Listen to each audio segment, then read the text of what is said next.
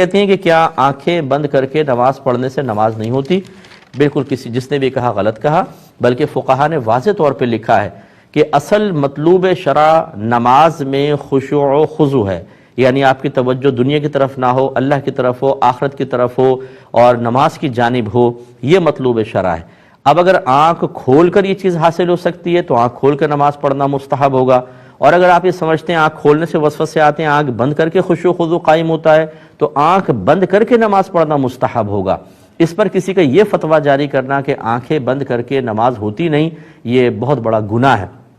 میں آپ کو بارہا عرض کر چکا ہوں، جب تک مسئلے کا علم نہ ہو کسی کو مسئلہ نہ بتائیں، کیونکہ نبی کریم صلی اللہ علیہ وسلم نے فرمایا جو بغیر علم کے فتویٰ دے اس پر زمین و آسمان کے تمام فرشتے لعنت کرتے ہیں۔ تو اب مسئلہ غلط بتانا، پھر جب کہا جائے تو یہ آپ نے تو غلط بتایا کہ ہم نے تو ایسے سنا تھا، تو بھئی ہر سنی سنائی چیز بیان کرنا یہ آپ کے لیے شرعاً جائز نہیں ہے۔ جب تک کہ آپ اس کی تصدیق نہ کر دیں یا کسی مستند عالم دین سے آپ نے بات سنی ہے تو پھر ٹھیک ہے، آپ اس کو بیان کر سکتے ہیں، لیکن آپ کا یہ اعتراف